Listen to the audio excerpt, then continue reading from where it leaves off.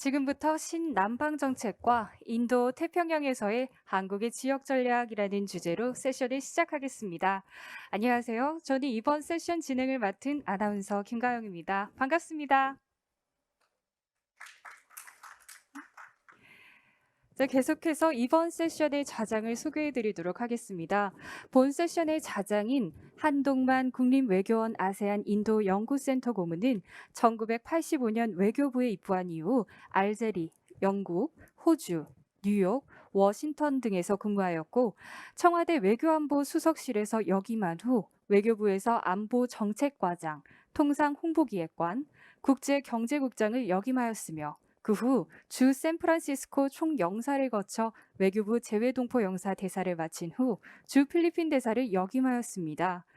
한동만 고문은 역임 동안 홍조근정 훈장, 필리핀 정부 수교 훈장, 황금 대십자상을 받았습니다. 그럼 본 세션의 차장이신 한동만 고문께 마이크를 넘기도록 하겠습니다. 따뜻한 박수로 환영해 주시기 바랍니다. 네, 소개해 주신 여러분 진심으로 감사드립니다. 오늘 이렇게 좌장을 맡게 되어서 참 영광으로 생각합니다. 본 세션은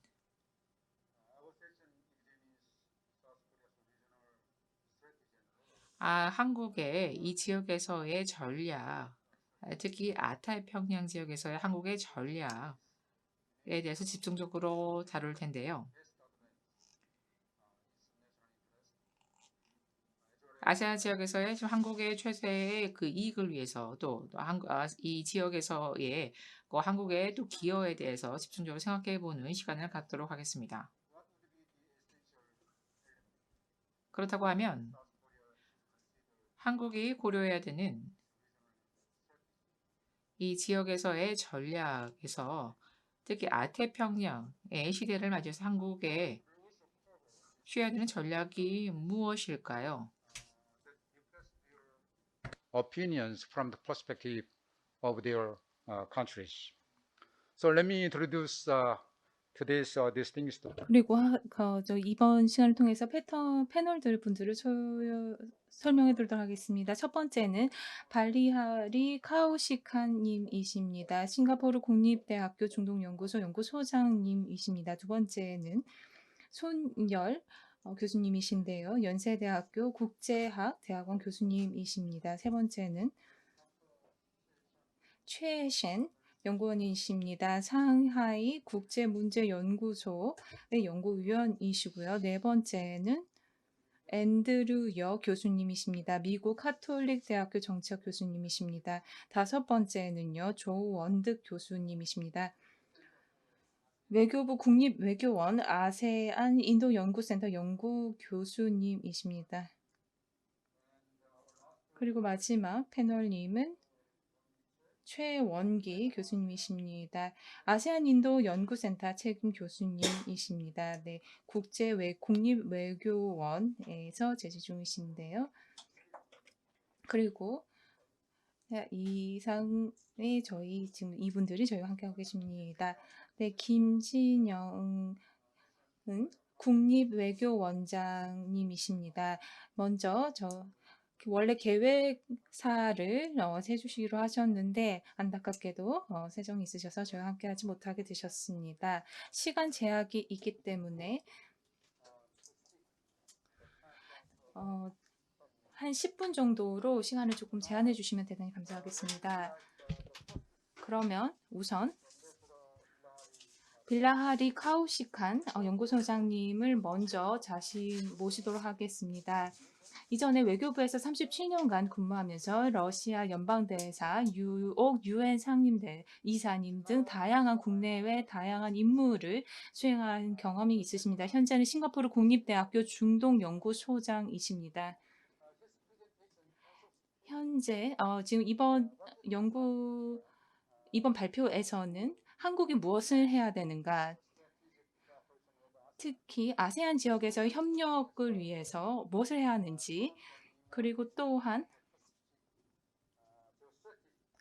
지금 지정학적인 지금 다양한 고려 상황이 있는 상황 속에서 한국의 지역적인 전략이 무엇인지 살펴보는 시간 갖도록 하겠습니다.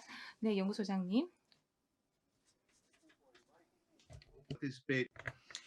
감사합니다. 제주 포럼에 이렇게 초대해 주셔서 진심으로 감사드립니다. 지금 시간 관계상 제가 바로 이제 발표를 시작하도록 하겠습니다. In Southeast Asia, 자, 동남아시아에서 한국은 Korea enjoys, I think, a deep reservoir of political goodwill, 정치적인 however, and is underperforming in strategic terms. 사실상 정치적으로 많은 강한 의지를 보여주신 바가 있는데요. 한국은 사실상 교육이나 투자 부분에서 중요한 파트너입니다. 한국의 이 브랜드의 제품들은 품질이나 특히 문화상품이 상당히 아시아 지역에서 상당히 유명합니다. 그리고 사실상 그 모든 그 호감도가 상당히 높은데요. 하지만 그렇다고 해도 한국이 아시아 지역에서 어떤 전략적인 어떤 국가로 인지되지는 않습니다. We are at present experiencing a time 현재 이제는 과거보다는 훨씬 더 그 불확실성이 특히 국제 관계에서 불확실성이 더욱더 대두가 되었습니다. 그렇기 때문에 이러한 상황에서는 이제 마음이 같은 사람들이 함께 협업을 할 필요가 있습니다. 한국과 아세안이 모든 이슈에 있어서 동조를 하지는 않지만 하지만 아주 주요 이슈에 대해서 어떤 큰 문제에 있어서는 서로가 상호 같은 마음이라고 생각합니다. 아세안은 어떤 기본적인 어떠한 전략에 대해서 말씀을 드리면 관심사항에 대해서 말씀드리면 우리는 아세안은 어떠한 다극적인 그쪽 이 동남아시아의 다극 체제 하에서 어떤 미들 파워로서의 역할을 그 밸런스를 균형을 맞추기 위해서 그것이 우리가 주로 추구하는 방향이라고 생각합니다. 자, 이런 불확실성의 시대에서 다극적인 체제를 유지하면서 우리가 가야만 우리가 유니폴러가 아니라 바이폴러가 아니라 다극적인 체제를 유지해야만 우리가 좀 더 힘의 균형이나 아니면 미들 파워로서 역할을 할 수 있다고 생각합니다. 이것이 기본적인 컨셉트입니다. 아세안 이니셔티브나 아세아 지역 포럼이나 아니면 이스트 아시아 서밋과 같은 이런 여러 가지 아니면 아시아 디펜스 포럼 같은 것이 있지 않습니까?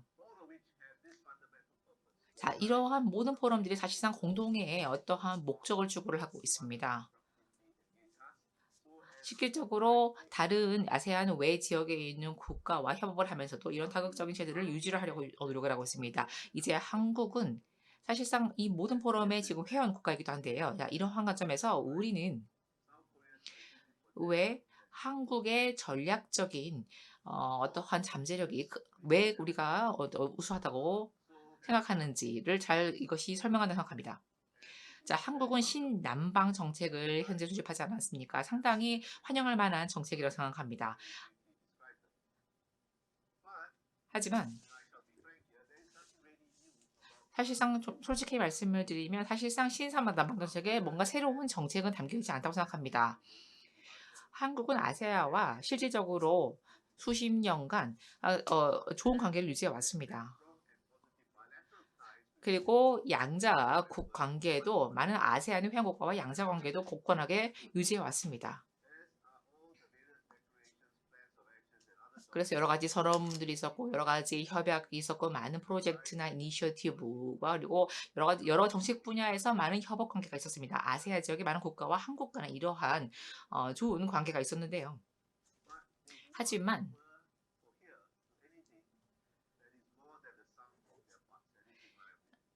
신남방 정책에 이러한 기존의 정책과는 뭔가 다른 새로운 정책이 담겨 있다고 생각하지 않습니다. 자, 각각의 프로젝트를 진행하는 것이 사실상 이러한 프로젝트, 이 전체적인 프로젝트를 다 통합시켰다는 데만 의의를 둘 수 있을 것 같은데요. 2010년도에 한국과 아세아의 관계를 포괄적인 전략적 파트너십으로 격상하였습니다. 자, 이러한 여기서 전략적이라는 말을 우리가 사용했는데요. 그 의미는 사실상 전략적이라는 말은 아세안의 외교에서 상당히 과대하게 사용됩니다. 자, 여기서 전략적이라는 말은 그냥 중요하다는 의미로 상당히 아세안 외교에서 많이 사용이 되는데요. 그래서 전략적인 관계라는 것은 이런 관계가 중요한지 여부를 의미하는 것입니다. 전략적인 관계라고 하면 이것이 중요한 관계라는 것입니다. 그렇기 때문에 한국이 다른 어떠한 대화 상대보다 좀 더 중요한 파트너라는 것을 우리가 이렇게 정확하게 표시를 하기 위해서 전략적이라는 용어를 쓴 것입니다. 그렇다고 하면은 진정한 전략적이라는 건 무슨 의미일까요? 각각의 우리가 뭔가 전략적이 되어서는 각각의 개별 프로젝트가 좀 더 그 규모가 커질 필요가 있습니다. 신남방 정책이 만들어진 이후로 자, 아세안과 한국의 교역량이 증가했는데요. 모든 아세안 국가 10개 아세안 국가에서 동일하게 증가한 것은 아닙니다. 그래서 하지만 2020년도, 2021년도 이제 여러 가지 팬데믹 상황이나 아니면 미중 무역 갈등으로 인해서 교역량이 좀 줄어들었고요. 자, 이해할 수 있는데요. 작년에 11월에 한국은 새로운 신남방 정책, 이런 현재 같은 과제를 해결하기 위해서 디지털 트랜스포메이션, 디지털 전환과 같은 이런 새 정책을 또 선언한 바 있습니다. 우리가 이것을 통해서 뭐 전체 교역력을 다 회복하지는 아직은 확실하지 않지만, 자, 한국이 지금은 여러 가지 경제적인 압력이나 이런 것 때문에 중국에 대한 의존도가 상당히 크다고 생각합니다. 자, 미중 간의 갈등도 한 요인일 텐데요. 이것은 합리적인 합당한 어떠한 우려라고 생각합니다. 자, 사실상 동남아시아에서는 이것은 아주 중요한 어떤 우려사항인데요. 우리가 좀 더 일관적인 어떠한 프레임워크 하에서 한국과의 우리가 관계를 추구하고자 하는 것이 기본적인 골자입니다. 자, 이러한 프레임워크는 어떠한 다양한 정책 하에서 우리가 이런 프레임워크를 추구할 수가 있을 텐데요. 좀 더 현실적이고 실용적이고 좀 더 구체화된 방식으로 우리가 진행할 필요가 있습니다. 장기적인 전략 측면에서 봤을 때는 사실상 어떠한 평화나 아니면 안정이나 아니면 번영이라는 아주 일반적인 것보다는 좀 더 구체화시킬 필요가 있습니다. 공동의 목표, 추구하는 목표를 구척할 필요가 있습니다. 뭔가 영감을 통해서 우리가 일관되면서도 사실상 운용 가능한 현실적인 어떤 접근법이 필요합니다. 예를 들어서 평화와 안정, 한반도의 평화와 안정은 사실상 이 문제는 아세안 뿐만 아니라 사실 인도퍼시픽, 인도 태평양 지역에도 많은 영향을 주는 것입니다. 그래서 이 부분에 대해서 우리가 아세안과 한국이 이러한 관점에서 무엇을 할 수 있는지, 한반도의 평화 번영을 무엇을 할 수 있을지에 대해서 우리가 실질적인 논의가 더욱더 필요할 텐데요.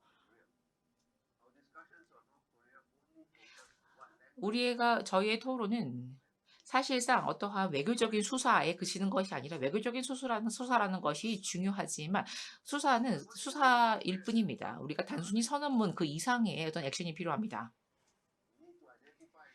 우리는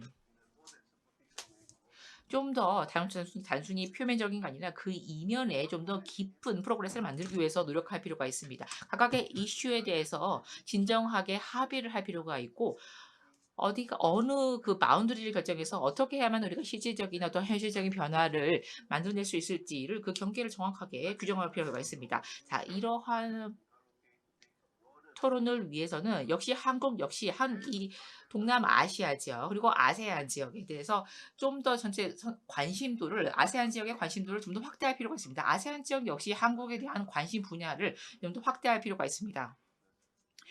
현재는 경제적인 측면에만 우리가 서로가 관심을 갖고 있는데요.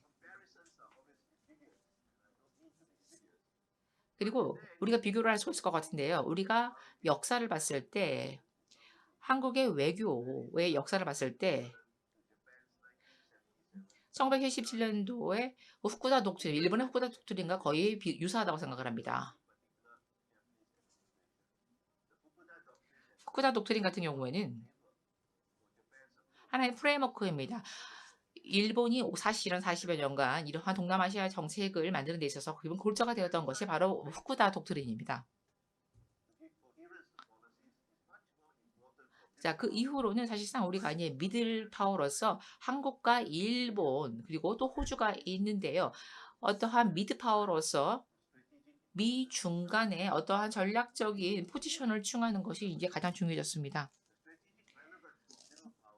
전략적인 중요성. 이것은 사실상 이러한 전략적인 중요성을 만들기 위해서는 우리가 구성을 하기 위해서 노력할 필요가 있습니다.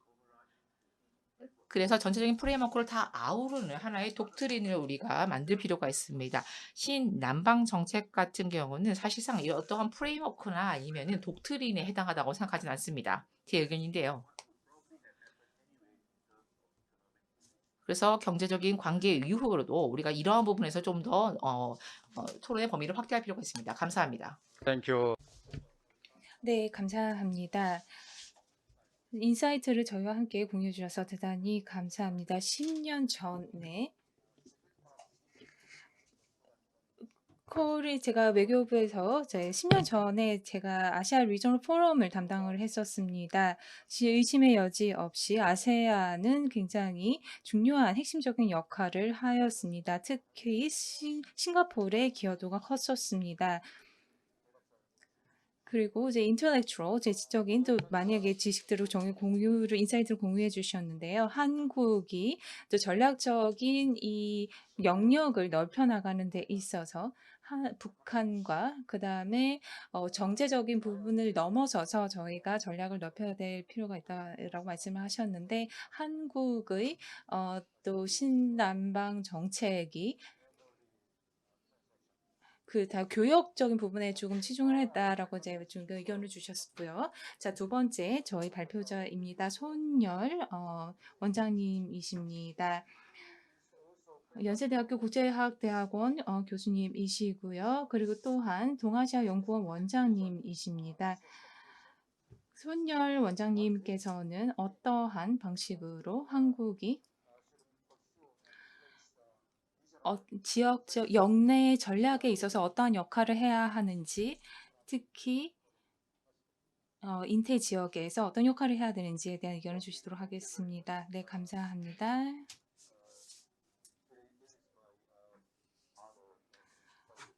여기 이 자리에 여러분과 함께 할 수 있게 되어서 대단히 영광입니다. 패널로 참석할 수 있게 되어서 영광입니다. 더욱더 중요한 것은 싱가포르에서 또 패널님께서 말씀을 주셔서 또 굉장히 이제 비평적인 또 중요한 의견을 주신 것에 대해서 대단히 감사드렸습니다. 그리고 그 아시안에 대해서 한국이 어떤 전략을 또 취해야 되는지 중요한 의견을 주셔서 대단히 감사드리고요. 제가 말씀드리고자 하는 바는 두 가지입니다. 하나는 이제 개념적인 부분인데요. 지역 전략에 있어서 두 번째는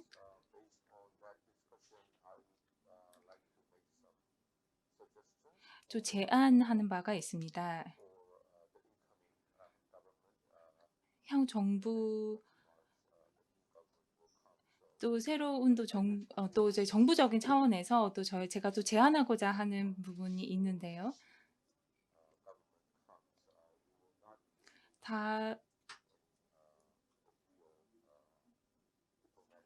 저희가 또 외교적인 또 인도와 또 아세안 지역에 대해서 영내적인 외교 전략을 또 구축하는 데 있어서 또 저의 제안을 또 드리고자 하고 싶습니다. 지역에 대한 개념입니다. 제가 강조하고 싶은 바는 이것은 지배적으로 한국이 이제 영내 이제 아세안 지역에 갖고 있는 한국의 입장이 좀 지배적이라고 할 수가 있습니다. 그리고 어떤 19세기에 접어들어서 한국은 아시아에 대한 이제 관념이 조금 더 구체화되었습니다. 다양한 이제 명칭들이 활용이 되었었는데요. 그 모든 것들은 아시아를 주목하고 있었습니다. 그러면 동부가 아시아 아태 지역, 그 다음에 아태 지역, 아세안 아시아 지역 등을 이제 이름에 포함을 함으로써 중요성을 부각하였습니다. 그리고 지금은 인도 퍼시픽이라는 인태 지역이라는 이제 그 새로운 명칭이 또 나왔는데요. 이것은 그 냉전 시기에 처음부터 나왔습니다.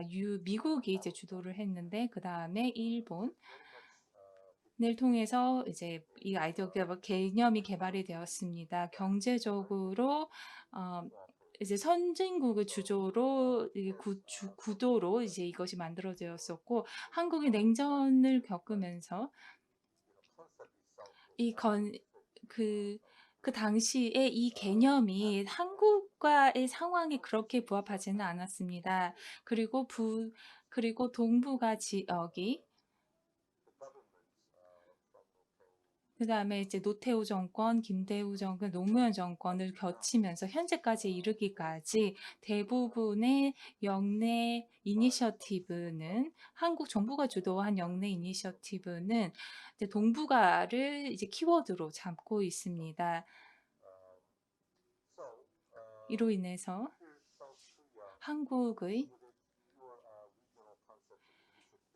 한국이 주도하고 있는 동아시아라는 것을 이제 키워드로 삼고 있는 이제 한국이 주도하고 있는 이니셔티브, 그리고 또 중국이 또 주도하고 있는 또 이니셔티브들이 있는데 아시아 지역을 상대해서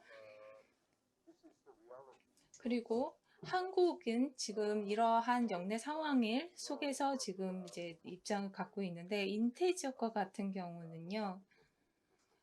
우리가 오늘 지금 주목하고 있는 이 토픽인데 인태 지역은 특히 이제 태평양을 지역입니다. 그것은 이제 일종의 해양과 관련된 이제 이 전략이라고 할 수가 있죠.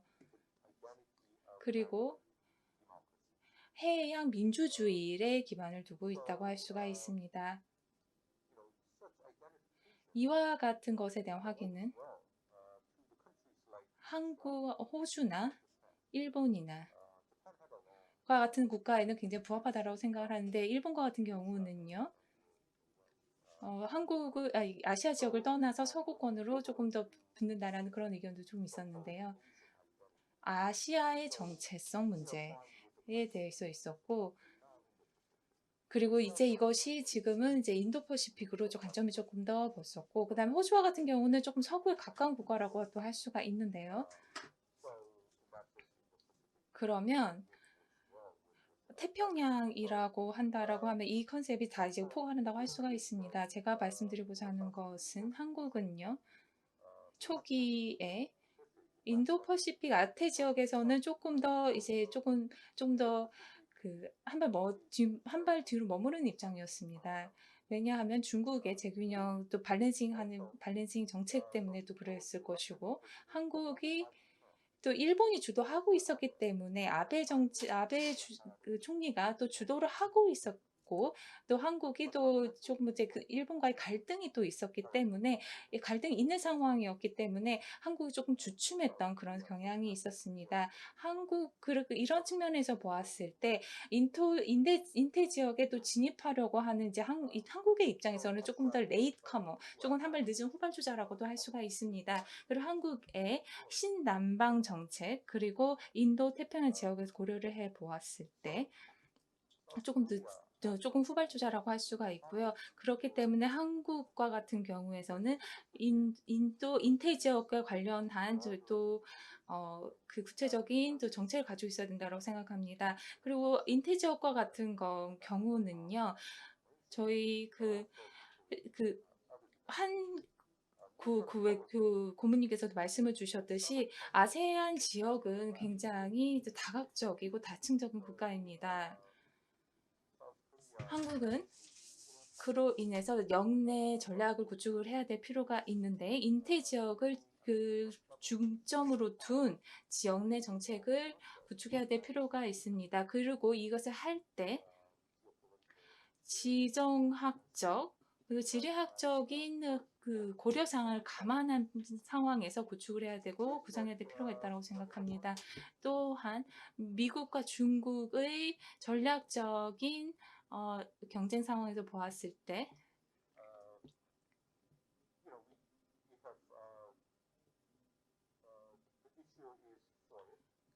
저희는 두 가지 이제 이니셔티브 축이 있다라고 할 수가 있습니다. CPTPP 이제 이가 하나가 있는데 이제 미국은 여기에 포함되어져 있지 않지만 그리고 이 두 가지 이니셔티브를 보았을 때 우리가 한국이 할 수 있는 역할이 있다라고 생각합니다. 저희 첫 번째 연사님께서 말씀해 주신 것처럼 미들 파워, 중견 국가의 역할에 대해서 말씀을 주셨습니다. 그리고 미들 파워, 중견 국가로서의 한국과 그 다음에 쿼드, 그다음에 CPTPP와 같은 저희 이제 모임은 저희가 공동으로 직면하고 있는 부분에 대해서 저희가 논의를 할 수 있는 중요한 장이라고 생각을 하고요. 그리고 또 직면하고 있는 과제들에 대해서 나눌 수 있다라고 생각합니다. 한국은요, 이와 같은 장에서 국제적인 장에서 그리고 쿼드와 같은 그제 안보 협의체 등도 있는데 그리고 중국이 느끼기에 중국의 이니셔티브에도 이것이 조금 더 이제 연계되는 부분이다라고 느낄 수 있을 정도. 물론 이제 굉장히 쉽지 않겠지만, 하지만 이것은 또 중견 국가와 한국이 또 고려해야 될 부분이라고 생각을 하고요. 또 마지막은 또 중요한 것은 네, 일본과의 문제에서의 관계 회복입니다. 지역 영내에서 일본과의 관계, 특히 이제 포입, 자유롭고 개방된 인도태평양 전략, 그나 그 이외 국제적인 지역 내 관련된 장에서 일본의 역할은 저희가 좌시할 수 없다라고 생각을 하는데요. 일본과 같은 경우는 그 서로의 그 중요성을 중요하다라고 생각을 하는데 이 두 국가 양국의 관계가 또 미진한 부분이 있는 것은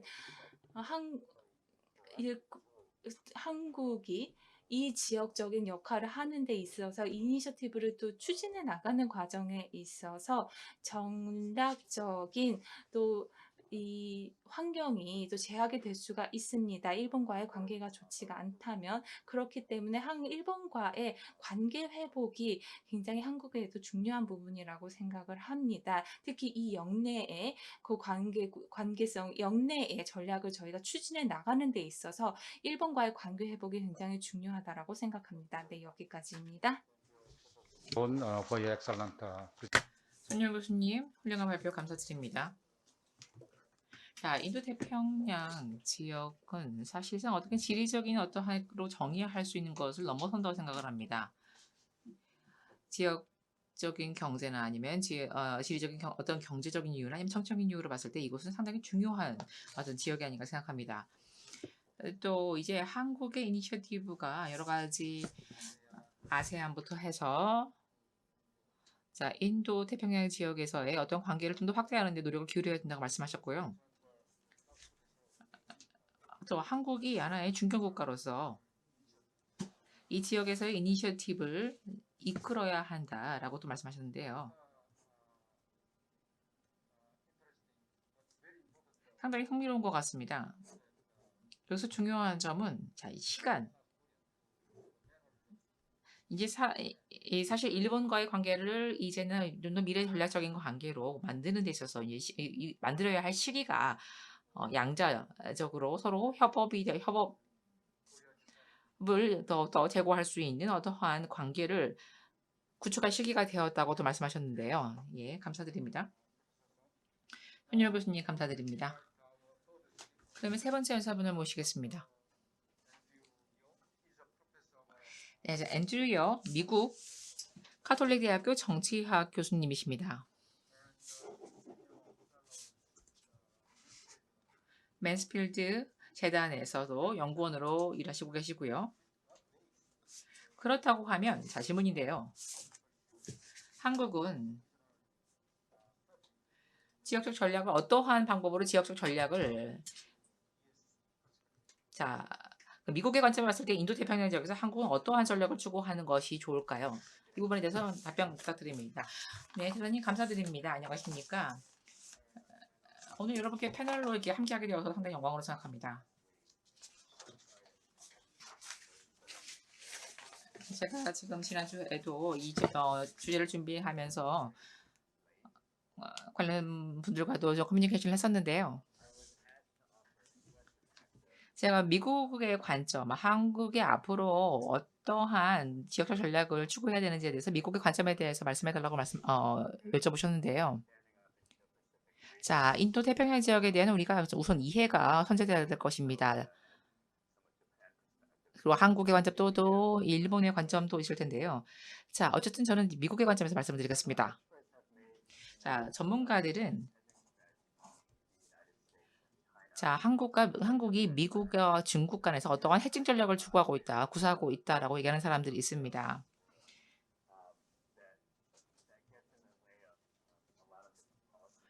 사실상 어떠한 많은 정책과도 관계가 있는데요. 이런 해칭 전략이라는 것은 사실상 놀라운 것이 아닙니다. 일본이 양국가, 미중국과 좀 더 양국가와 계속해서 우호적인 관계를 유지하고자 하기 때문에 그렇습니다. 아시아 지역에서 어떤 이런 이런 관계의 균형을 맞추고자 하는 입장이기 때문에 이해할 수 있습니다. 자, 한국 같은 경우에는 미국과의 아주 강력한 동맹국가 있지 않습니까? 사실상 동남아시아 국가 같은 경우에는 미국이나 중국, 필리핀을 제외한 미 중국과 어떠한 공식적인 관계가 어떠한 근거한 동맹 관계를 구축한 국가는 없습니다. 자, 1953년도에 우리가 평화협정 휴전 이후로 한국과 미국은 어떤 전략적인 동맹 관계를 계속 유지해 왔습니다. 어떠한 태평양 지역에서 쿼드가 지금 형성이 되었는데요. 이 부분에 대해 있어서 우리가 또 지금 한반도와 관련해서 전략적인 이슈가 지금 제기되고도 있는데요. 어떠한 지정학적인 부분에서 한국과 미국의 관계에 있어서 하나의 글로벌 파워로서 한국은 지역에서의 어떤 중견 국가로서 그 역할을 할 수 있기를 우리가 기대하고 있습니다. 트럼프 대통령께서도 몇 가지 사실상 어떤 아시아에 초점을 맞춘, 특히 아태평양에 초점을 맞춘 지금 순희 박사님께서 말씀하셨지만 관련된 전략에 대해서 공개를 한 바가 있는데요. 이제는 좀 지속적인 이러한 전략에 대해서 지속하는 것이 필요하지 않을까 생각합니다. 자, 인도 태평양 지역에서의 이 전략을 선언을 하였고 이것은 어떠한 중국을 견제하기 위한 어떤 노력의 일환이기도 했습니다. 외교적인 아니면 경제적이나 아니면 인적 자원이나 인도 태평양에서 이러한 측면에서 우리가 미국이 지금 이제 투자를 진행하고 있는데요. 자, 문재인 대통령 같은 경우에는 자, 남북 관계의 중요성에 대해서 또 강조하신 바 있습니다.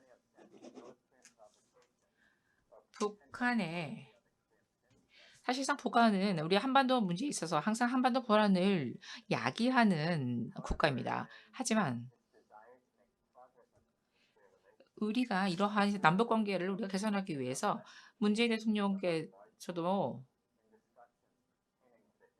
우리가 앞으로는 뭔가 고립하라 아니면 다른 전략을 통해서 또 다른 방안을 또 모색해야 할 것입니다. 그래서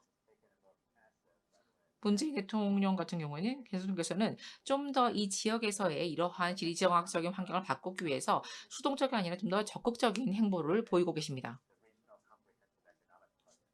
그래서 이 지역의 RCEP과 같이 포괄적인 협력 파트너십, PDP까지 또 체결하셨고요. 이것은 이 태평양 지역의 파트너십이죠. 또 쿼드도 있고요.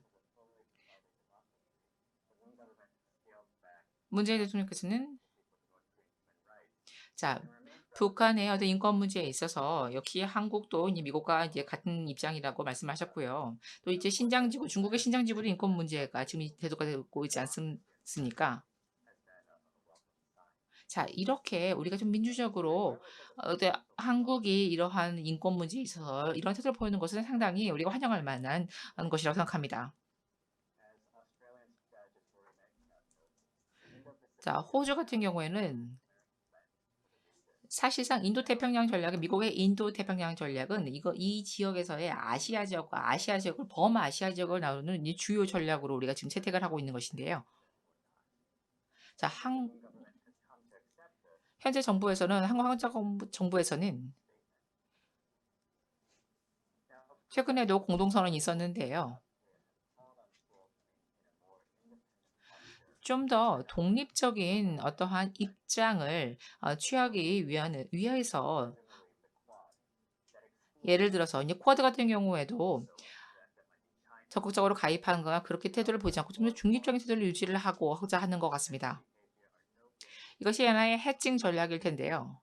사실상 해칭 전략을 우리가 구사한다고 하더라도 이 한반도의 안정성을 우리가 담보할 수는 없습니다. 태평양에서 중립적인 태도를 취한다고 해도 사실상 중국이 한국을 괴롭힌다든가 어떤 한국에 압박을 가하는 것을 우리가 다 막아낼 수는 없습니다. 한국 같은 경우에는 시진핑 주석께서 여러 가지 사실상 만약 경제적으로 어떠한 제재나 아니면 압박이 있지 않았습니까? 그래서 사실상 미국에서 어느 사이드를 선택할 것이냐 선택을 좀 강요하지는 않고 있는 상황입니다. 한국이 좀 더 건설적인 이러한 이 지역의 지정학적인 환경을 구축하는 데 있어서 좀 더 건설적인 역할을 하기를 좀 기대하고 있습니다. 좀 더 전략적인 태평양에서 결정을 내리기를 지금 기대를 하고 있는 것이고요. 또 해양 부분에 있어서 한국에서의 해양 부분에서의 그 GDP의 기여도는 약 40% 정도로 되는 것을 알고 있습니다. 그렇기 때문에 다자적인 양자적인 관계 그리고 관계가 상당히 이 지역에서는 중요한데요. 그래서 태평양 지역에서 현재 정부 그리고 아니면 차기 정부는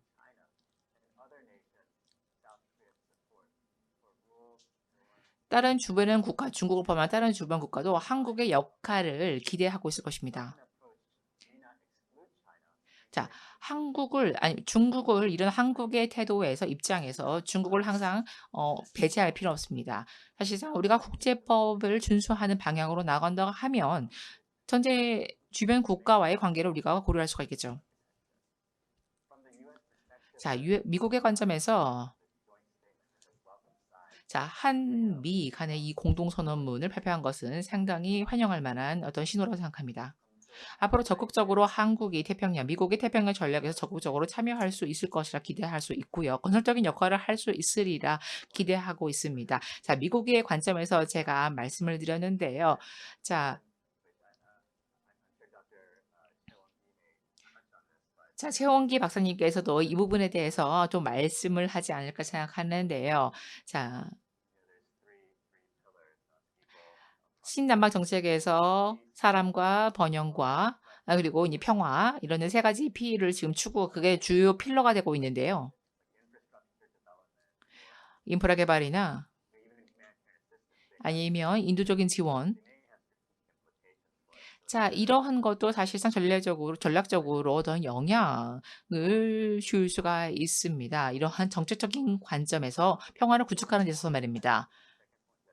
자, 두 번째 포인트는 미국은 이러한 인도주의나 아니면 민주주의를 이렇게 옹호하는 단체에 대해서 미국은 좀 더 적극적으로 지원할 수가 있을 것입니다. 이것이 지금 현재 바이든 정부에서 추구하는 전략이기도 합니다. 그리고 마지막으로 중국과 미국의 사실상 전략 관계에서 우리가 한국이 항상 뭔가 양 중에 하나를 양일 중에 선택을 할 필요는 없습니다.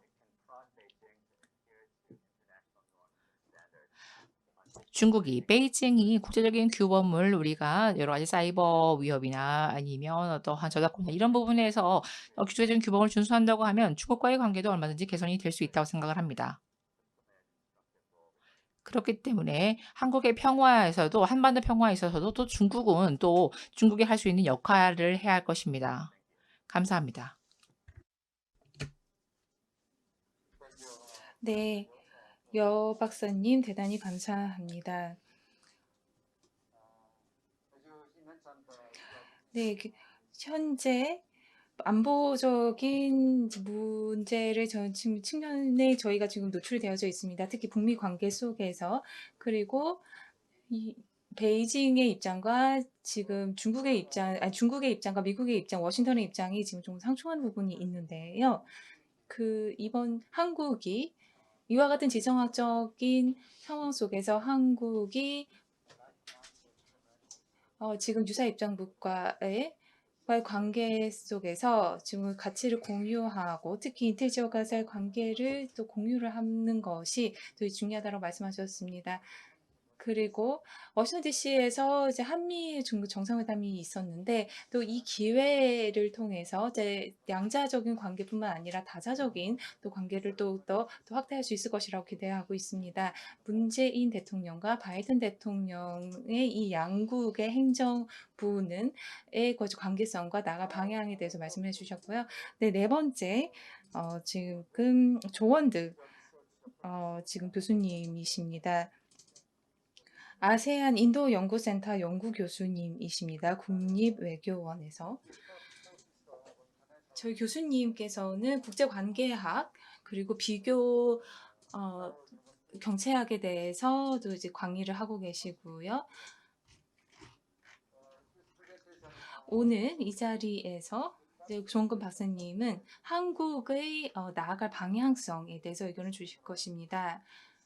특히 앞으로 나아가는 데 있어서 이제 한국이 나아갈 영내 방향에 대해서 의견 주실 것입니다. 네, 감사합니다.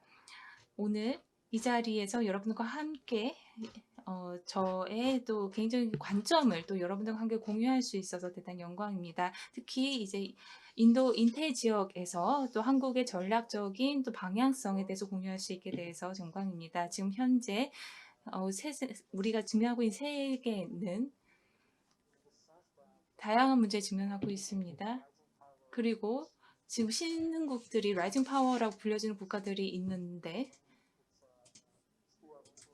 그리고 이제 전 세계에 또 영향력을 또 이제 파급력을 또 발휘를 하고 있습니다. 그리고 또 지배국들이 있죠. 영향력을 미치는 또 지배국들이 있는데 이 과정 이전에 했던 이제 전략적인 관점을 좀 다르게 하고 있습니다. 지금 전 세계의 중견국가, 이제 소규모 국가들은 이와 같은 이제 이제 이런 이제 평정의 단계를 좀 지나가고 있다라고 할 수가 있습니다. 한국이 이 인태 지역에서의 영내 전략에 대해서는 인도 지역에 대한 이제 조금 달라진 전략들을 저희가 한번 고려해 볼 필요가 있고요. 그리고 이제 이 영내 환경을 또 고려해야 될 필요가 있다고 생각합니다. 우리는 또 많은 이 영내 지역에 대한 또 지난 1년 동안에 이 인태 지역을 상대하는 이제 과연 전략이 굉장히 많이 변했다라는 걸 볼 수 있겠습니다. 또 이 와중 중에 또 코로나가 또 발생을 했죠. 가장 중요한 도전 과제라고 한다면 특히 코로나로 인해서 지정학적 그리고 또 정치적인 방향성을 좀 바꿨습니다. 그리고 특별히 또 중견국가로 또 전략적인 옵션을 또 취하게 되었죠. 예를 들어서 우리는 중국의 또 이제 영향력이 또 높아졌다는 걸 볼 수가 있었고, 미국에서도 또 인태 지역에 대한 전략을 또 이렇게 강화한 바 있습니다. 가장 이제 국제적인 관계에 있어서 인태 지역은 가장 중요한 지역이 되었습니다.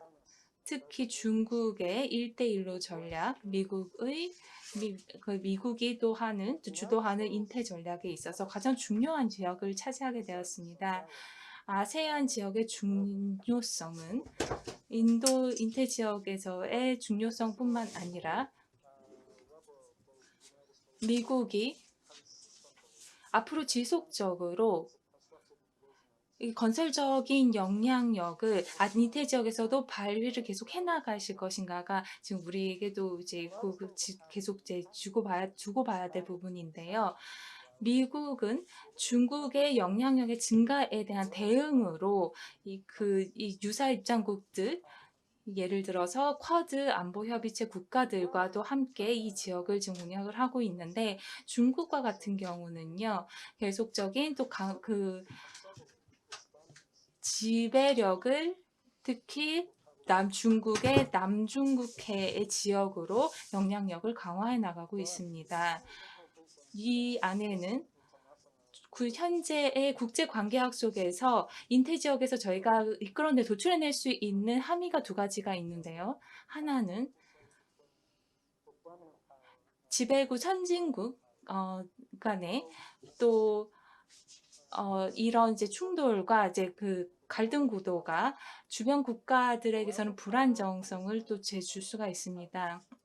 그리고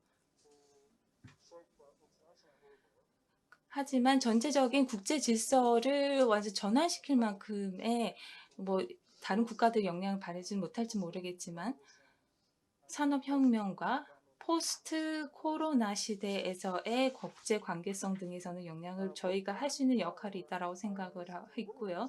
그리고 또 다른 국가들은 새로운 국제 질서를 또 제시를 하고 싶어 하고 또 글로벌 거버넌스에서 역할을 또 하고 싶어 하는 부분이 있습니다. 하지만 현재 상황에서는 이 역할을 혼자서 하기에는 한 특정 국가가 혼자 이것을 감당하는 것은 쉽지가 않는데 보다 더 소위 말하는 슈퍼파워들은 이런 도전 과제들을 모든 이제 글로벌의 다각적인 모든 측면을 고려하기는 어렵기 때문입니다. 그렇기 때문에 저희는 비교적인 그다음에 이제 영향이 있는 특정 국가들이 특정 부분에서 영향을 갖고 있는 부분에서 이제 특히 한번 주도를 해볼 필요가 있습니다. 전 세계는 이런 특정 국가들 특정 부분에 영향이 있는 국가들의 역할이 중시가 되고 있습니다.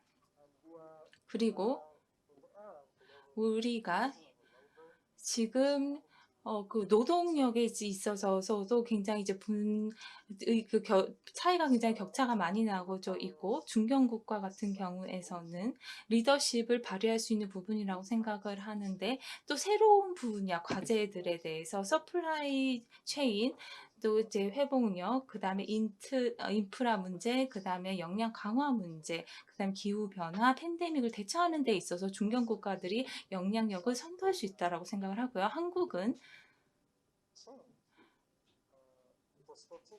전체 전략적인 담론을 행동화를 할 수 있을 것이라고 생각을 합니다. 그 방식은 인도 지역에서의 수요에 맞춰서 또 접근하면 좋을 수 있다라고 생각을 하고요. 물론 현재 상황에서 약화된 다자주의를 굉장히 빠른 시간 내에 이것을 극복하기는 쉽지는 않을 것입니다. 한국은 양자적인 관계, 그다음에 다자적인 관계를 강화를 해야 될 필요가 있고요. 이와 같은 협력적인 관계가 가교적인 역할을 할 수 있을 거라고 생각을 합니다. 그리고 이것이 또 쌓여서 향후에 나중에 다자적인 협력을 강화하는 데 도움이 될 수 있을 것이라고 생각을 하고요. 한국은 또 다른 중견 국가, 소국가들과 다양한 차원에서 또 다양한 이슈 차원에서 논의를 또 하면서 담론을 할 수 있을 것이라고 생각을 합니다. 그리고 글로벌 가버넌스에서 특정 분야에서 또 주도적인 역할도 할 수 있을 것이라고 생각을 하고요. 그 다음에 영내 제도 부분에 있어서 아니면 이스트 에이시아 서밋, 그 다음에 또 관련된 G20와 같은 데 있어도 역할을 할 수 있을 것이라고 생각을 합니다. 많은 중견국가, 소국가들이 포용적으로 이제 여기 참여할 수 있을 것이라고 생각을 하고요. 우리가 직면하고 있는 다양한 또 이제 신흥 또 도전 과제들에도 함께 헤쳐나갈 수 있는 역량을 또 할 수 있을 것이라고 합니다. 이 슈퍼 파워들이 좀 간과하거나 다 감당할 수 없는 부분들에 있어서 한국과 다른 중견 국가들이 그 역량을 또 충분히 발휘할 수 있을 것이라고 생각을 하고요. 그리고 또 한국과 입장을 또 같이 하는 입장 유사국들과 또 협력을 해서 또 이런 부분의 도전 과제를 함께 이겨나갈 수 있을 것이라고 생각합니다. 여기까지입니다. 감사합니다. Professor Joe. But I 좋은 의견 감사드립니다. 개인적으로 우리가 그렇다고 하면은 중견국가와 이런 소국가들을 우리가 어떻게 구분할 수 있을까요? GDP로 구분할 수가 있을까요? 카오시칸인 대사님과 손유럽 박사님께서도 더 중견국가에 대해서 말씀하셨는데요. 어떤 지역적 글로벌 거버넌스 차원에서 봤을 때 중견국가의 역할이 정말 중요하다는 것은 맞습니다. 자, 중견국가들이 여러 가지 지역적, 국제적인 과제를 해결하는 데 있어서 기여할 수가 있습니다. 예를 들어서 국제적 보건 문제나 경제 문제를 해결하는 데 있어서 기여할 수 있습니다. 우리가 중견국가의 일원으로서 한국은 우리 리더십을 발휘할 수 있으리라 기대하고 있습니다. 하나의 구체적인 이슈에 있어서 말입니다. 글로벌 거버넌스에서 구체적인 이슈에서 한국이 리더십을 발휘할 수 있습니다. G20 환경에서 한국은 어떠한 초국강적인 메카라는 미들파워 중견국가 그룹의 창설을 제안하셨는데요.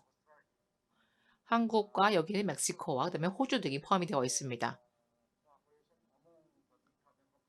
이 중견국 간의 어떠한 협업을 좀 더 도모를 하고 있는 것이 메타인데요. 또 이러한 미타 중견국가 그룹이 특정 구체적인 이슈에서 우리가 또 기여할 수 있을 것입니다. 어떤 아이디어를 고안할 수 있을 것 같습니다. 어떻게 중견국가 아니면 작은 국가, 좀 더 소형 경제 국가에서 어떻게 기여하는지 지역적인 국제적인 보완 관점에서 어떻게 기여할 수 있을지를 우리가 논의할 수 있을 것 같습니다. 자, 비안보, 예를 들어서 기후변화 같은 것은 비안보적인 이슈죠. 하지만 이것은 중견국가나 소형국가에도 다 모두 중요한 과제입니다. 이들의 목소리에 귀를 기울여야 할 것입니다. 자, 조원혜 교수님 말씀 감사드리고요. 이제는 fifth speaker. 자, 다음 연사를 모시겠습니다. 쉐첸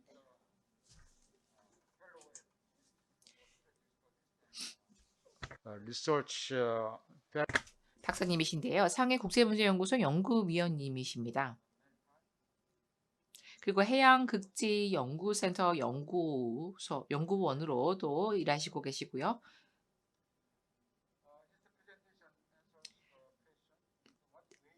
자, 오늘 드리는 질문은 한국이 어떠한 방법으로 어떠한 지역적인 전략을 추구를 해야 되는지, 어떠한 방법을 취해야 되는지 중국의 관점에서 말씀해 주시기 바랍니다. 슈체 박사님 말씀 부탁드립니다. Mr. Ambassador. I'm very 감사합니다. 오늘 이렇게 함께하게 되어서 영광 생각합니다.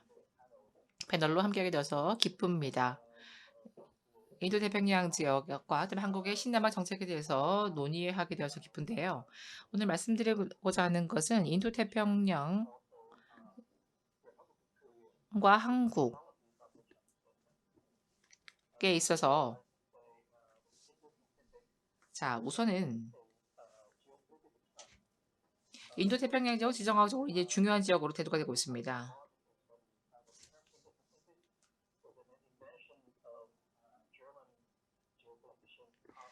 독일의 하우스 호퍼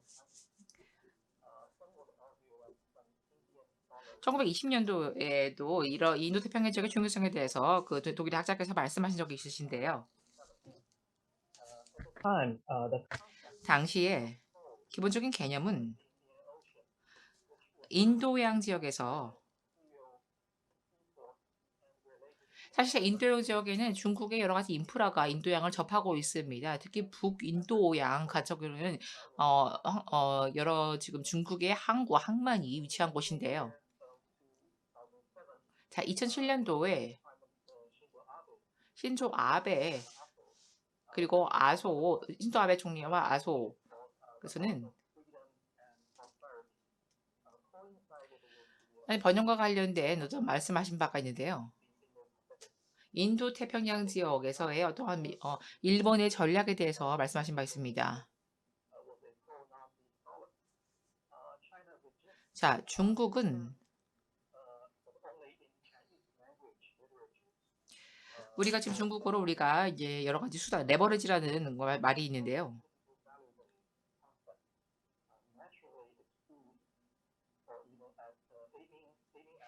뭔가 이러한 인도 태평양 전략에 있어서 여러 가지 사용된 용어들이 이제 중국을 향해서 중국을 어떻게 공격하는 용도로 어떤 의미가 있지 않느냐. 그래서 용어에 대해서 이제 중국에서는 좀 불만을 가지고 있습니다.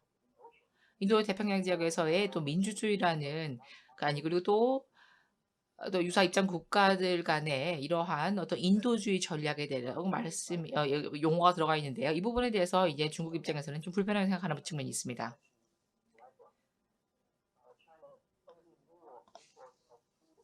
중국 같은 경우에는 많은 원유를 수입을 하는데요. 매년 연간 연유 수입을 하는데요.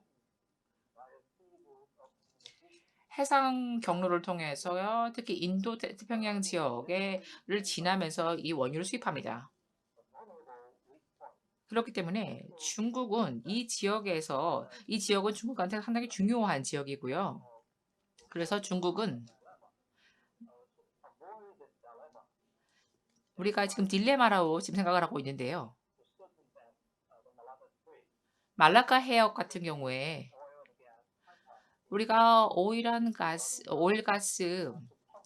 우리가 파이프라인을 이 지역에서 좀 더 원유 수송을 원활하게 하기 위해서 파이프라인을 구축하는 계획을 가지고 있었습니다.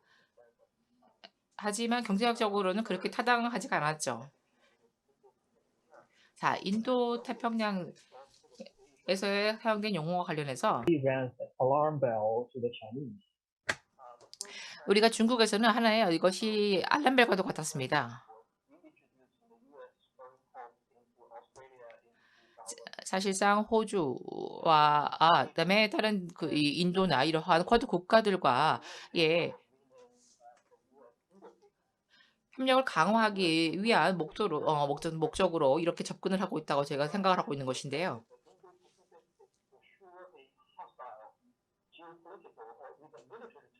지정학적이나 아니면 어떠한 군사적인 목적으로도 또 이러한 미국의 인도 태평양 전략이 또 이용될 수 있지 않을까라고 생각을 하고 있습니다.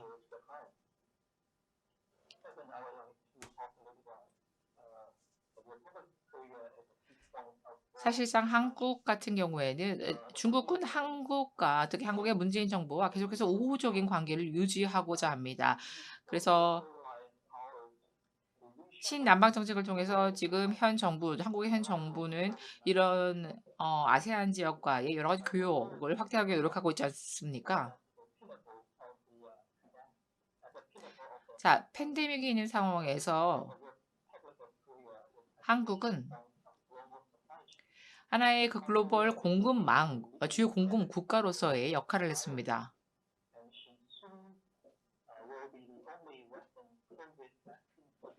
하지만 지금 사실상 서구의 이런 백신들만이 지금 제한적으로 지금 활용이 가능한 상황에서 한국은 이제 이러한 인도 태평양에서 인프라 공급 국가로서 뭔가 백신을 생산 국가 같이 어떤 인프라 국가로서 거듭하기 위해서 노력을 하고 있는 것 같습니다. 일본 같은 경우도 최신의 이 백신 접종에 있어서도 많은 어떤 백신을 수급에 있어서도 어려움을 겪지 않았습니까? 우리가 전 세계의 공급망에 있어서 하나의 대안 국가로서 준비를 하고 있는 것으로 보입니다.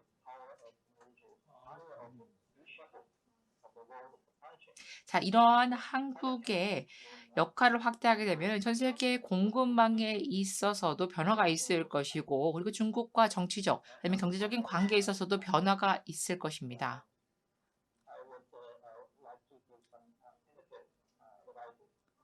이 부분에 대해서 좀 더 말씀을 드리면 몇 가지 조언을 드리면 첫 번째로는 미중 간의 관계에 있어서 제가 생각했을 때 기본적으로 경제적인 관계, 경제적인 어떠한 경쟁 구도가 있는데요.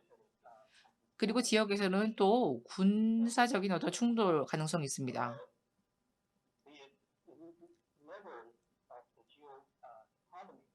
어떠한 지정학적 경제적인 수준에서 자, 인도태평양에서 지정학적인 경제적인 관계에서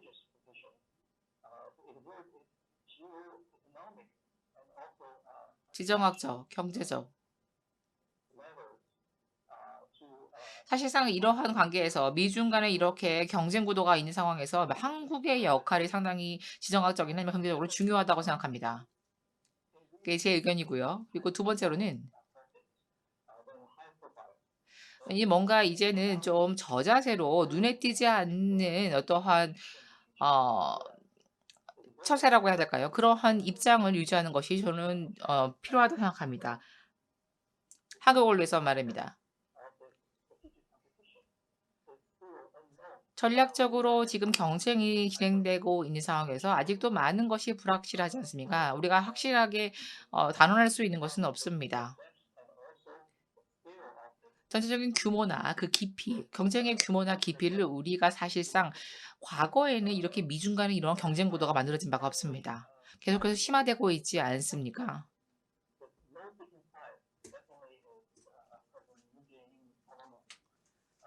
현 정부가, 한국의 현 정부가 정책을 통해서 지금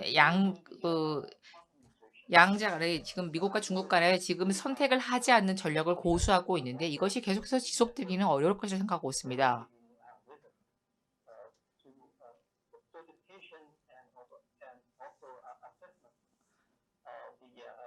그리고 투자나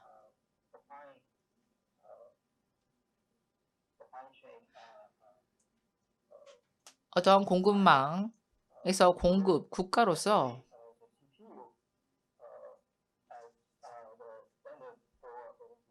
사실상 교육 국가로서 그 역할을 공급망에서 역할을 새롭게 제고하기 위해서는 투자도 필요할 것이고 또 재평가될 필요가 있습니다.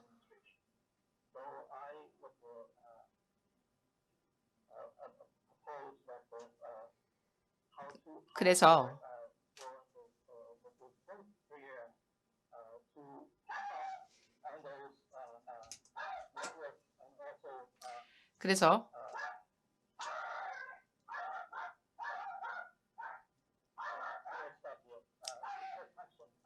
제가 여기까지 바로 마무리해야 될 것 같습니다. 죄송합니다. Thank you. 네, 감사합니다. 실첸 원교원님 감사합니다. 인도 인태 지역에서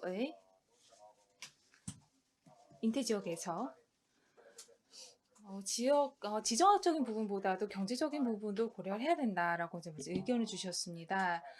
그런데 이제 이쪽 지역 같은 경우는 해양 지역으로도 좀 볼 수가 있는데 항해의 자유가 굉장히 또 중요한 지역입니다. 그런 측면에서 보았을 때 저희 채채인 박사님은 블루다트 네트워크에 대해서 말씀을 주셨습니다. 미국과 호주, 일본에서 주도가 한 것이었는데 그것은 중국의 1대1로 정책에 대한 어느 정도 견제 차원이 아니라 이 지역의 평화와 번영을 위한 것이었습니다. 그러면 거기에 이제 뜻이 있다라고 했을 때 블루다트 네트워크와 그 다음에 중국의 1대1로 정책 이와 같은 것들을 어떤 식으로 조화롭게 또 해서 할 수 있는지를 고민해야 될 필요가 있다라고 하고요.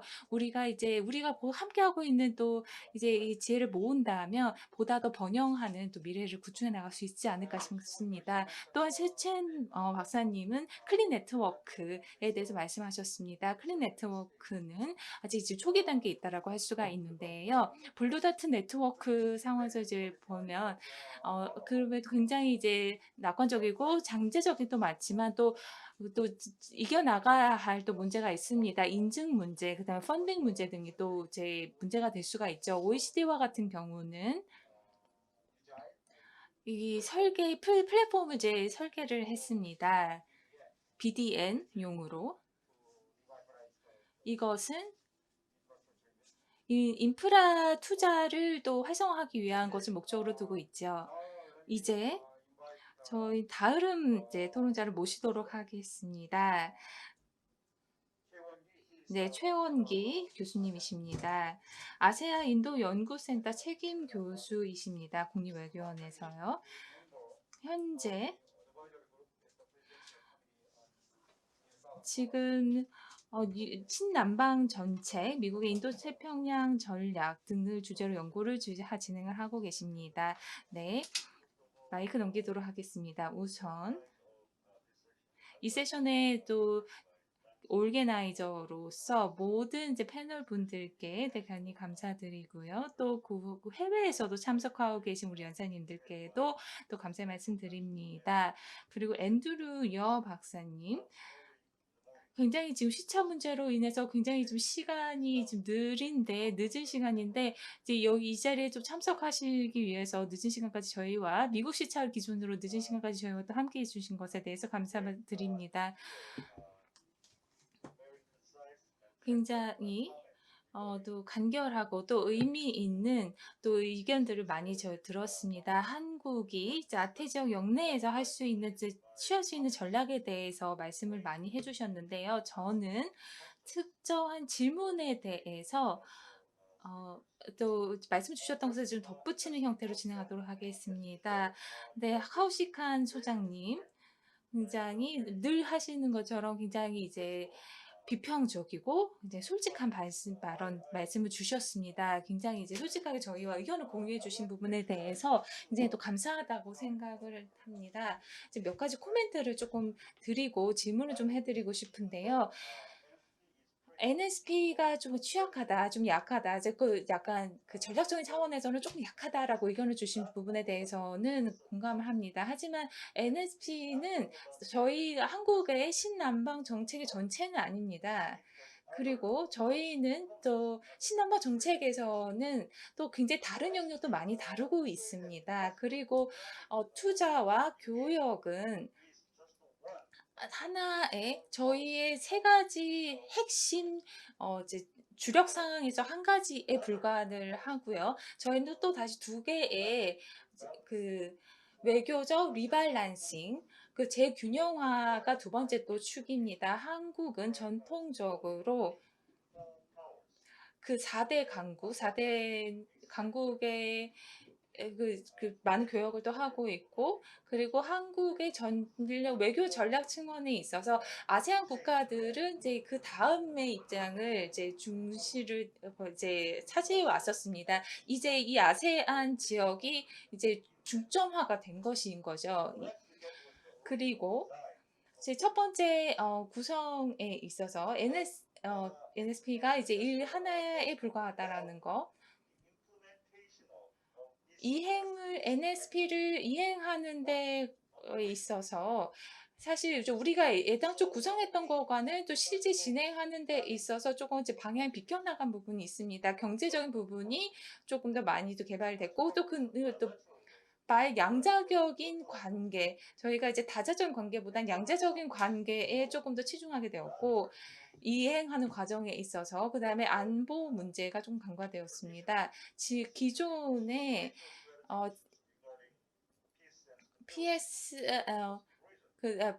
스트래티지와 같은 것들이 조금 이제 간과된 부분이 있긴 한데요. 또 그런 부분에 있어서는 카우스칸 소장님께서 주신 의견과 또 동의를 하는 부분입니다. 그래서 NSP를 이행하는 과정에서 저희가 조금 더 이것을 다듬어야 될 필요가 있다라고 생각을 하고요. 공감을 하는 바이고요.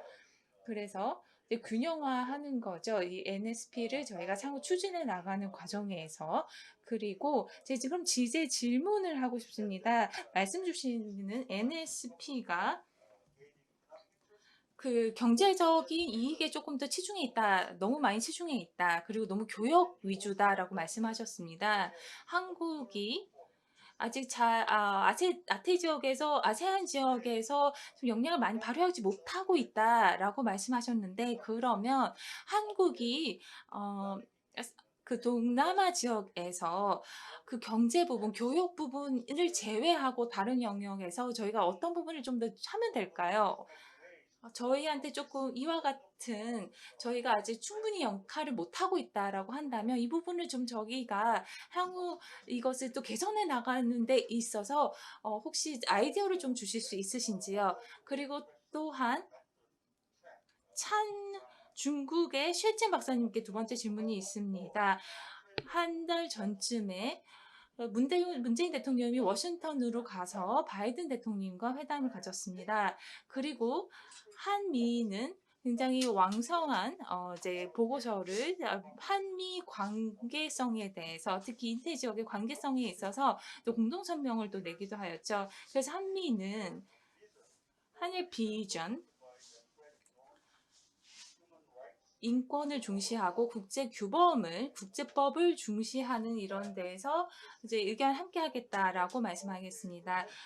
그리고 미국과 한국의 관계는 단순히 한국의 한반도를 넘어선다. 이것을 훨씬 더 포괄한 지역을 담는다라는 이야기를 하였습니다. 이와 같은 성명서는 함의를 갖고 있는데 한미 양국의 관계성, 동맹에서의 역할은 단순히 한반도 지역을 넘어서고 훨씬 더 아시아 영내 지역을 전부 다 이제 포괄한다라고 지금 저희가 함의를 이끌어낼 수가 있는데요. 그러면 우리 박사님은 한미의 관계가 한반도를 넘어서서 영향을 이제 발휘한다라고 했을 때 여기에 대한 의견이 있으신지는 셰첸 박사님께 여쭤보고 싶고요. 그다음에 또 앤드루 박사님께도 질문이 있었습니다. 아까 이제 서면으로 된 것에서 한국은 헤징 스트래티지를 제재하지 못하고 있다라고 이제 말씀 주셨습니다. 왜냐하면 우리가 다른 미국과의 동맹을 맺고 있기 때문에 그렇기 때문에 해칭과 관련된 이제 저희가 전략을 추구할 필요가 없다라고 이제 말씀을 아까 주셨는데 저희는 평화와 저희 정책에 있어서 평화적인 부분을 좀 강화할 필요가 있습니다. 그런데 의문인 점이 있다면 우리가 새로운 신남방 정책에서 평화 부분을 조금 더 저희가 강화하기 위해서 해야 될 수 있는 부분이 있는지 그리고 또 전략적인 차원에서 우리가 무엇을 할 수 있는지에 대한 의견을 주실 수 있으신지요. 그리고 미국이 주도하는 이제 중국의 남주국해 문제에 이런 이제 주도 이니셔티브에 저희가 좀 참여를 해야 될까? 좀 또 의견이 있으신지도 궁금합니다. 네, 감사합니다. 그러면 우선 카오시칸 연구소장님부터 먼저 자리에 모시고 한번 또 의견 한번 들어보도록 하겠습니다. 시간 제약으로 인해서 한 1분, 2분 이내로 해주시면 대단히 감사하겠습니다. 네, 카오시칸 연구소장님. 네, 굉장히 빨리 하도록 하겠습니다. 네, 지금 온라인 상황으로만 지금 뵙고 있지만 뵙게 돼서 대단히 반갑고요. 네, 아까 다른 이제 축에 대해서도 굉장히 저희도 고려를 하고 있습니다. 한국은요, 양자적인 관계에 있어서 네, 동남아에서 양자적인 관계 그리고 또 뭐 담론적인 차원에서도 거기가 다양한 이제 아태 지역에서의 담화에도 굉장히 이제 활발하게 참석을 했습니다. 그런데 보다 더 한국이 더 잘할 수 있는 방안에 대해서 의견을 달라고 한다면 모든 세 가지 필러를 이제 경제적인 필러 그리고 외교적인 필러 그다음에 지역 협력적인 이 필러를 세 가지를 잘 통합하는 것이 필요하다고 합니다. 그렇게 해서 두 가지를 해야 된다고 생각하는데 한국 이내에서 그리고 굉장히 다양한 이제 관계자분들과 함께 예를 들어서 외교부, 그다음에 국방부, 그리고 이제 경제부 등과 이제 관계자분들과 함께 다 모여서 어떤 식으로 통합적으로 이것을 추진할 수 있을까로 한국 관계자분들과 모여서 한번 논의해 보면 참 좋을 것 같아요. 그러면 그리고 그 일반적인 것 이외의 아스테 지역에서 아세안 지역에서 우리가 무엇을 할 수 있을까? 그리고 아세안의 입장을 정확하게 이것을 개입시키는 것입니다.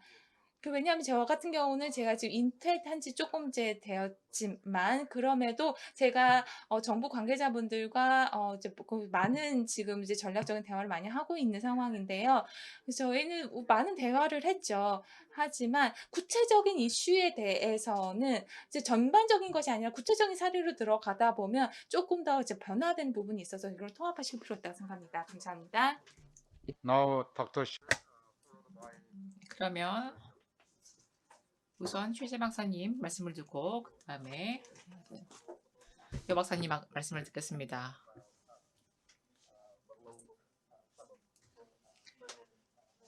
문재인 대통령과 바이든 대통령에서 워싱턴 DC에서 최근에 회동이 있지 않았습니까?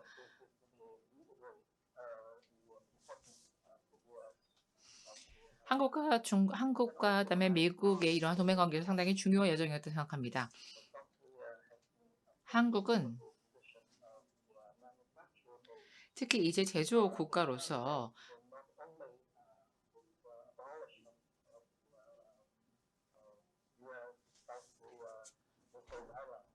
한미 간의 그 미사일 가이드라인을 이제 폐기하기로 합의하지 않았습니까? 이것뿐만 아니라 코로나 백신 제조사 베이스로서 한국을 지금 선택할 가능성이 높아지고 있습니다. 한국의 포지션은 이제 미국에는 더욱더 중요해지고 있습니다. 전 세계적인 공급망에 있어서도 마찬가지고요. 하지만 그 또 다른 한편에서는 한미 간에 있어서 어떠한 인권의 중요성을 우리가 또 생각해 봐야 한다는 것인데요. 동남아시아 지역에서 우리가 특정 국가를 지명하지는 않겠지만 중국 같은 경우에는 홍콩이나 대만이나 아니면 신장지구나 사실상 이러한 문제들에 대해서 지금 한미 아니면 다른 국가에서 지금 관심을 갖고 있지만 이것은 상당히 저희 그 내부적인 사안입니다. 사실상 이 문제에 대해서 어떤 언급을 하는 것은 내정 간섭이라고 제가 생각하고 있습니다.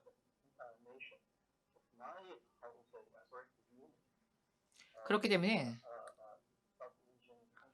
동남아시아 국가나 아니면 한중 간의 관계에서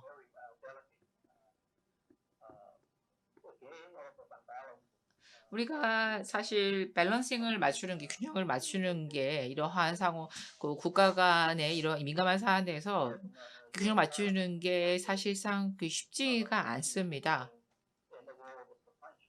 공급망에 있어서의 포지션, 미국과의 어떤 관계나 이런 포지션을 뿐만 아니라 이러한 중국과의 이러한 사안에 있어서도 균형을 맞춰야 할 것입니다. 인권 문제 역시 마찬가지고요.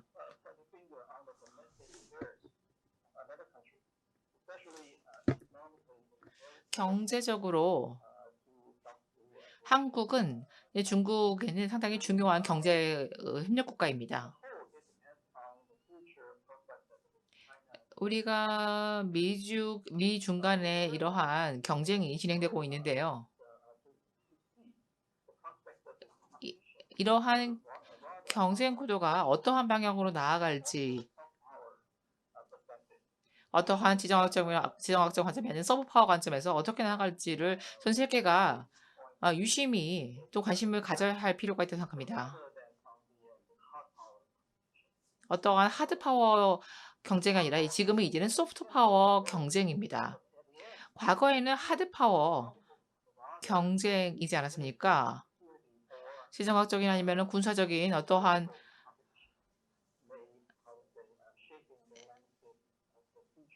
하지만 이제는 어떤 소프트 파워에 기반해서 어떠한 지정학적인 어떠한 힘이 우리 미래의 새로운 이 구도를 만들지 않을까 생각합니다. 그래서 이러한 경쟁 관계가 appear on the horizon will remain a question. So we fully understand that it's also a 자, 한국의 이러한 중립적인 입장에 대해서는 저희가 이해하는 바이지만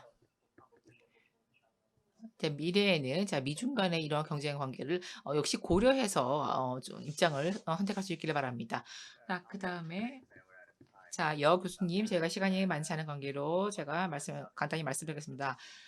자, 우리가 평화 구축에 있어서 어떻게 한국이 어떠한 입장을 취해야 되는지에 대해서 제안을 주셨는데요. 어떠한 평화를 추구하는 어떤 국가로서의 역할을 말씀하신 것 같은데요. 여기서는 이제는 안보에 있어서 이제 딜레마에 어떻게 처하지 않을 수 없을 것 같습니다. 한국 입장에서는 말입니다. 남중 국회에서의 이러한 사안이나 이 지역의 남중국해에서 미국의 이러한 항해 그리고 관련돼서 미국의 외교적인 노력 뭔가 우리가 좀 개발적인 부분에서는 또 협력이 가능하지 않을까 생각합니다. 어떤 번영을 추구하는 관점에서 말입니다. 5G 네트워크나 아니면 사이버 보안이나 자, 이런 부분에서 우리가 같이 스탠다드를 만들고 어떠한 기술적인 공동의 노력을 또 기울이지 않을까 생각합니다. 어떠한 전략적인 그러면 어떠한 영향을 미칠 수 있지 않을까 생각합니다. 자, 이러한 최근에 이런 이슈들이 사실상 전략적인 여파를 줄 수 있는 사안들입니다. 자, 이러한 관점에서 봤을 때 우리가 기존의 어떤 안보 파트너로서 파트너십을 계속해서 견고히 해 나갈 필요가 있다고 생각합니다.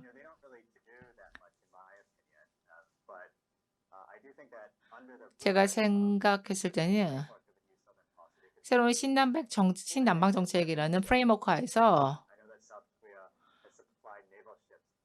한국은 지금 필리핀의 어떤 잠수함이나 여러 가지 항공모함이나 이것을 제가 공급한 것으로 알고 있는데요. 그렇기 때문에 현 정부에서는 이 사안이 좀 민감하게 생각하고 이 사안을 이렇게 크게 확대시키는 것을 원치 않는 것 같습니다. 자, 사실상 한국은 이러한 정책들을 다 신남방 정책이라는 프레임워크 하에서 추진할 수 있다고 생각을 합니다. 감사합니다. 예, 모든 연사 여러분 그리고 시청자 여러분 감사드립니다. 상당히 좋은 시간이었습니다. 우리 미래의 신남방 정책의 방향에 대해 생각해 볼 수가 있었고 그리고 지역 전략, 특히 인도 태평양 지역에서의 한국의 지역 전략에 대해 생각해 볼 수 있는 시간이었습니다. 오늘 포럼을 준비해 주신 저희 그리고 리서치 센터 관계자나 아니면 이렇게 주관해 주신 관계자 여러분들께 진심으로 감사의 말씀을 드립니다. 여러분들의 이런 헌신적인 노력이 없었다면 오늘과 같은 세션으로 성공적으로 개최할 수 없었을 것입니다. 다시 한번 감사드리고 모두 건강하시길 바랍니다. 감사합니다. 오늘 수고해주신 자장 그리고 발표자분들께 큰 박수 부탁드립니다. 오늘 세션에 참석해주신 모든 분들께 감사드립니다. 잠시 휴식 시간을 갖겠습니다. 다음 세션으로는 5시 10분부터 국립외교원 외교안보연구소 일본 연구센터가 주관하는 동아시아의 지속가능한 평화를 위한 한일 관계의 재구축 세션이 진행될 예정입니다. 일정 참고하시어 참석 부탁드리겠습니다. 이로써 신남방 정책과 인도 태평양에서의 한국의 지역 전략 세션을 모두 마치겠습니다. 참석해 주셔서 감사합니다. 잠시 후에 뵙겠습니다.